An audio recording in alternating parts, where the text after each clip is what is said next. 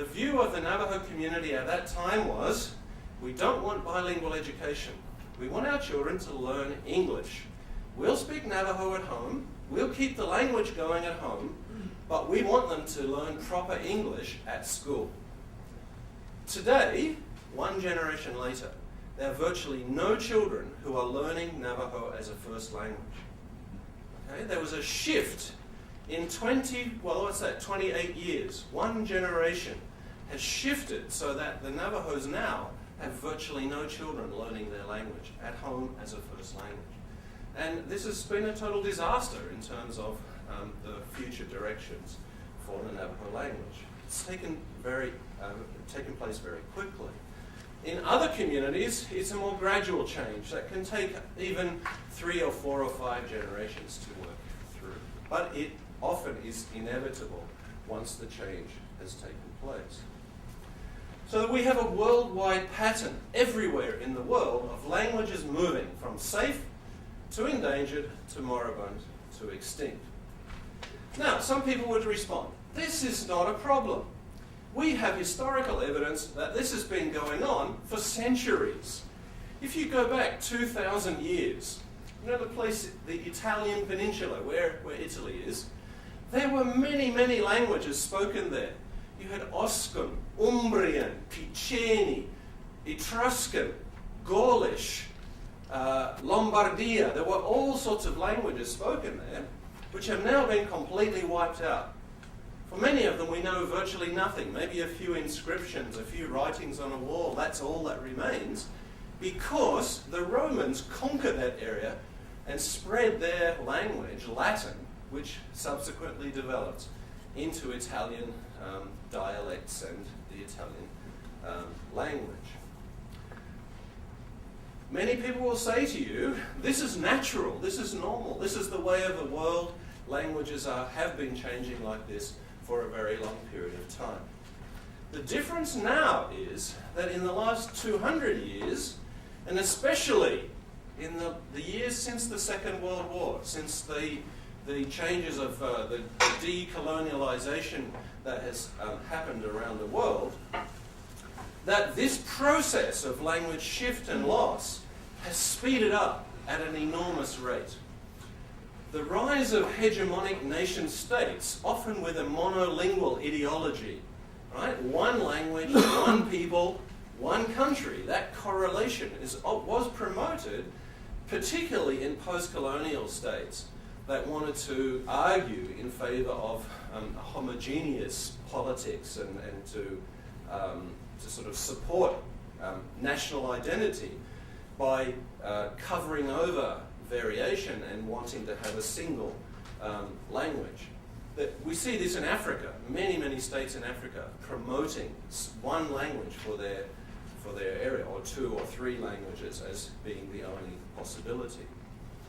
This, combined with globalization, the spread of global technology, the spread of global culture and global language, has resulted in the process of language loss speeding up very, very rapidly, and increasingly languages disappearing. The result is that within a given community, we can end up with different types of speakers. Fluent speakers who have full control over the language, speak all of the different styles, they know how to speak, how to make jokes, how to tell stories, how to read and write, and so on. A full control of the whole language. As the language reduces in its scope and as the number of speakers diminishes, we see the emergence of semi-speakers, people with only partial control of the styles. Their vocabulary and lexicon often reduces, so they can't remember words for particular aspects, cultural things or parts of the environment. And often they have a passive competence as against an active one. They can understand when they hear older people speaking, but find it difficult to produce language themselves. The final kind of stage is people who we can call rememberers. People that no longer have active use of the language, but they can remember some words or expressions that they heard their parents or grandparents using. Many immigrant communities here in the US are in this position. If you've been here for 2, 3, 4 generations, You know words like, the different words for food, because your family cooks that kind of food, but you don't know how to speak the language. You can't put a sentence together, but you can remember individual words and so on. So what we're seeing is, in language communities, going from fluent through semi-speaker till finally just a few words and memories remain. And that process, as I said, has happened and is happening everywhere around the world. Well, should we care about it? Should we worry about this? Well, clearly you have an interest in this, because you wouldn't be here if you weren't interested. But I can tell you the answer for the vast majority of people out there, outside the doors here, what their answer is. And their answer, here in the US, in the UK where I live, in Australia where I used to live, in Canada, everywhere around the world, their answer is no. We should not care. The fewer languages, the better.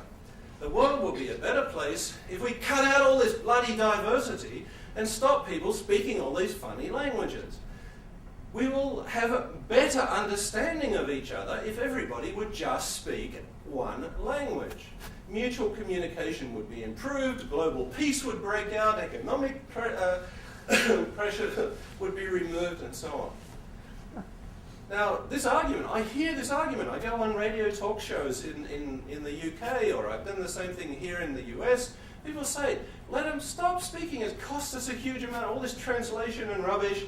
Let everybody just speak one language. Well, that sounds like a reasonable argument, but it's incredibly naive. And there are tons of counterexamples. Here in this country, you had a massive war that resulted in huge loss of life. In the Civil War period, it was speakers of English fighting speakers of English. It was nothing to do with language. Bosnia, Serbia, Montenegro, Croatia, they all speak roughly the same language, but they had enormous wars during the Balkans. You can give more and more examples. Also, usually when people come back to me and say, we should all speak one language. Yes, I agree with you, okay? We should all, from tomorrow, speak Mu. Okay? Mu is a fantastic language. It's got 75 click sounds, it's got nasalized vowels, has a tone system. It is the most beautiful language in the world. Let's give up English and all speak Mu. Of course, the answer is going to be, no, we should all be speaking English or Mandarin Chinese or Spanish or something like that. Okay, so that argument is pretty silly, but it is one that is repeated, and it's one that we do need to confront. Should we care? Yes, because we need diversity. Diversity in the world is a good and positive factor.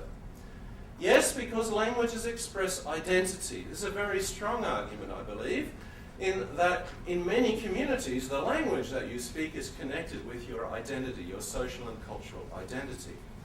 And what you find in many indigenous communities in particular is that when the language is taken away, people feel that part of themselves has been taken away. They have lost their identity, their sense of who they are, the sense of their connection with their relatives, with the past, with their origins. And so for many people, language is an expression of their social and cultural and individual identity. Another argument which UNESCO strongly promotes is that languages are the repositories of history and culture. Every language community, everywhere in the world has oral history.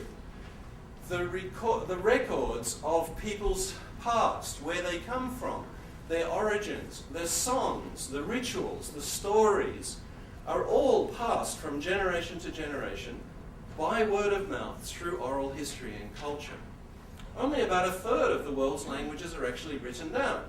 Okay, Tibetan and Chinese have writing, but 2/3 of the world's languages are not written.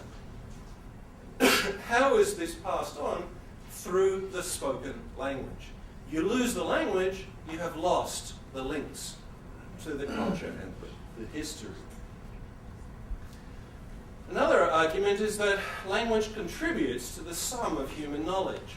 We as human beings can understand best who we are by virtue of appreciating the amazing differences and diversities of ways of speaking, ways of thinking, cultural activities around the world.